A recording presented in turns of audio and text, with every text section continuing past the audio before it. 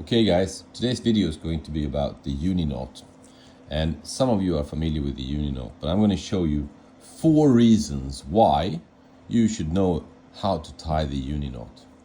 So I'm going to start with just a simple, easiest application of the uni knot.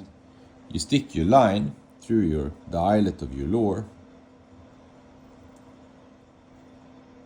You just make an overhand loop in this fashion, and then you wrap the tag end around both of the lines. So I'm sticking it in from the underneath once, twice, and 3 times. Then I grab onto the tag end of the line and I just pull on the main line and the tag end, so you can see this number 8 is forming there. Now you have the uni knot forming here, and all you need to do is to tighten down the uni knot here. It becomes a very slim little knot. I'm pushing it with my fingers here now with my nail, and you want to get it reasonably tight so that you see it's forming this sort of wraparounds evenly. This is a very simple thing to do. It's very easy to remember how to tie it, and at this point all you need to do is to pull and the uni knot will slide along the main line, as you can see here. Now you can take a little bit of liquid, lubricate it a bit, and then tighten it down, and you have a very strong little knot sitting right onto your lure. This is the most common way to use the uni knot. It works really well for most fishing applications. So this is the first reason why you should know about the uni knot. Now we're going to move on to reason number 2.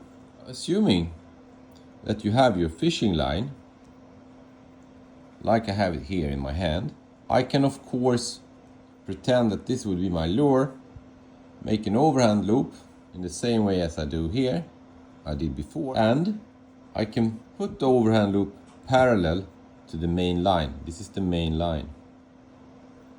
Once I have these 2 loops next to each other like this, then I can wrap around the main line in the same way as I did before, but this time I don't have the lure in place. 2, 3. But I can still make the same figure 8 loop here, tighten it up. I've made myself, as you can see, a loop. Now this can be used together with the second loop. The red line, I run it through the loop. I put the red line next to this one here, and I do the same procedure again. And we run it 1, 2,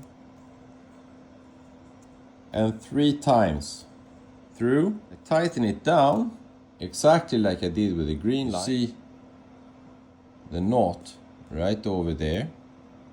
I'm going to cut down the tag ends a bit. That one goes away, and this tag end goes away. You see the obvious outcome out of this. You have the 2 sliding loops here, and what you see coming together here is the double uni knot. I'm going to tighten it down a little bit more, and now I'm going to pull hard.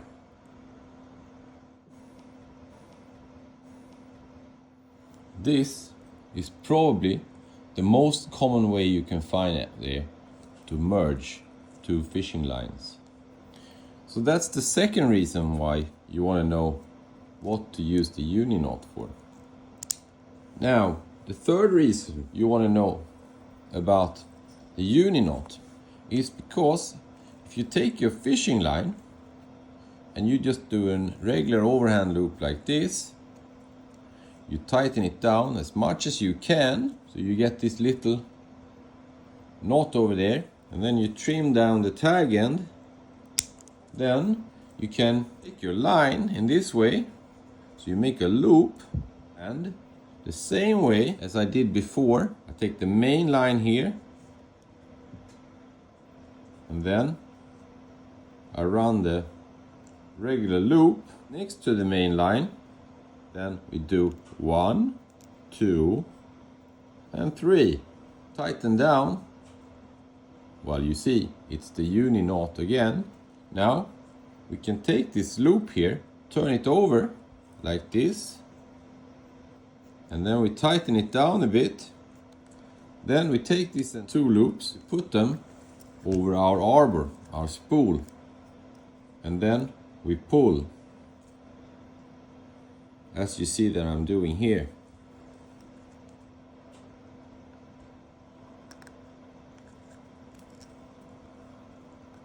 And there you see how it all came in place.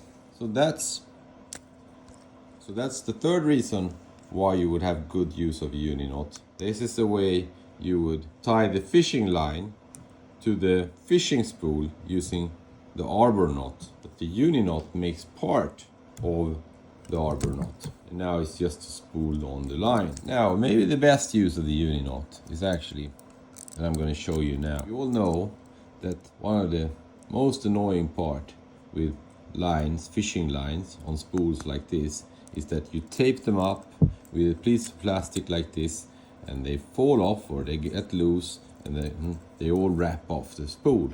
Now, if you place your spool down like this, and then you do the same as I did before, just make a loop like this, and you pinch down in this way, and you do 1, 2 turns through, you tighten up your uni knot.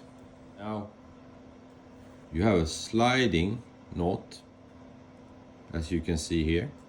I can tighten it up a little bit more. I have a sliding knot here. That means that I can wrap up the line around the spool in this way, and then I can take the entire loop and I can fasten it like this. And guess what? By just grabbing on to the tag here now, I can pull a little bit and I can tighten up the loop around the spool.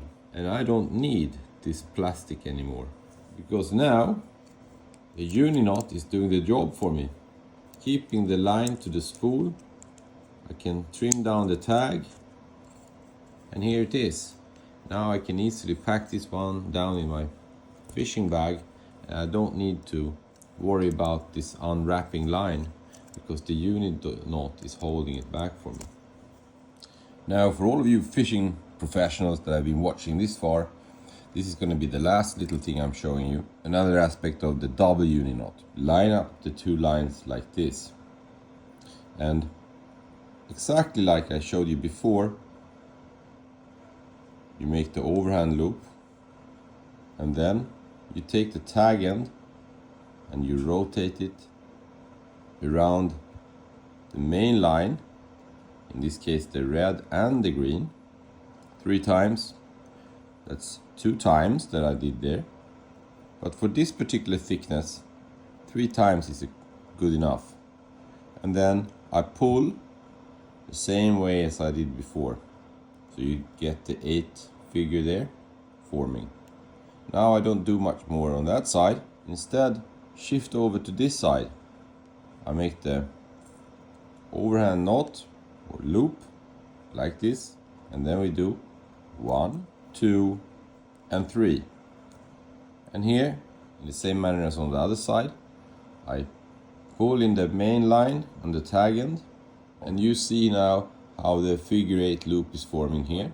What you want to do is to grab on to the main red line inside this loop that has been formed here. And then you want to make sure that the knot is tightened up here. Move it around and do the same thing on this side. We're almost done. Sliding red one and the sliding green one. And as I pull, two knots will meet each other. There we go. And in case the green line would have been much thinner than the red line, then I would have been required to make many more wraps on the green line, this one, as compared to the red one. I would have needed a bigger knot right there to support the red knot. For example, if the green line would have been half the thickness of the red line, I would have probably run about 7 to 10 turns wraps with the green one to support the 3 wraps of the red one. Well, many thanks for listening, guys, and thanks for watching this channel. Please hit subscribe and you will have more videos like this coming in the future. Have a good one, always.